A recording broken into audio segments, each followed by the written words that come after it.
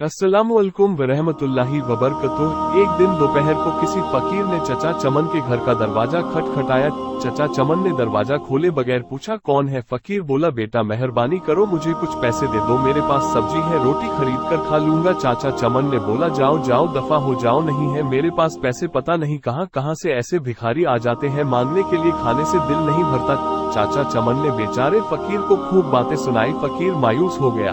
आखिर उसकी जुबान से बद्दुआ निकली, अल्लाह तुझे हमेशा खाने से दूर रखे तो भी कुछ ना खा सके। इतना कहकर वो फकीर वहां से चला गया। कुछ दिन बाद चचा चमन के पेट में शदीद दर्द उठा। दर्द इतना शदीद था कि वो तड़प उठा। घर वाले उनको हॉस्पिटल ले गए।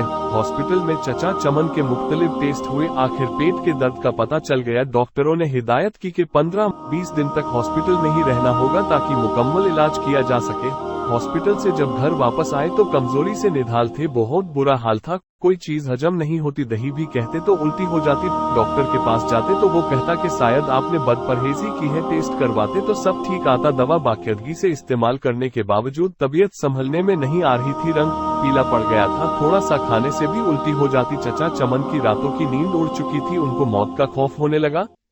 सोचते सोचते उन्हें नींद आ गई। ख्वाब में देखा कि पुलाव की देग के पास बैठे हैं, वो सबको चावल बांट रहे हैं। सुबह उठकर चचा चमन ने घर वालों को अपना ख्वाब सुनाया तो उन्होंने मशवरा दिया कि गरीबों को खाना खिलाओ। चचा चमन ने खेरो बावर्ची को बुलवाया और उससे पूछा कि पुलाव की 10 किलो की देग पर कितना खर्चा आ जाएगा। बावर्ची ने खर्च बताया। चचा चमन 10 किलो की देग पर होने वाले खर्च का सुनकर बड़े परेशान हुए, लेकिन फिर सोचा कि शायद खैरात करने से मैं ठीक हो जाऊं।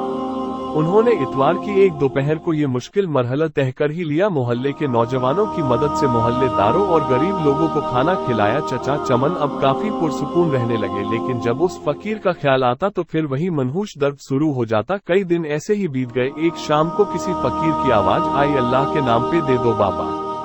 चचा चमन भाग कर गए तो देखा कि वही फकीर खड़ा था जिसने उन्हें बद्दुआ दी थी। चचा चमन उस फकीर का हाथ पकड़कर अपने घर के अंदर ले आए। फौरन ही उन्होंने अपने बड़े लड़के को होटल से कई किस्म के खाने लाने के लिए भेजा। कुछ ही देर में लड़का होटल से बहुत से खाने ले आया। चचा चमन और फकीर ने पेट भरकर साथ में खाया। जाते वक्त फकीर बहुत खुश था। एक हफ्ता इलाज के बाद चचा चमन मुकम्मल तौर पर सेहत याब हो चुके थे। आमीन।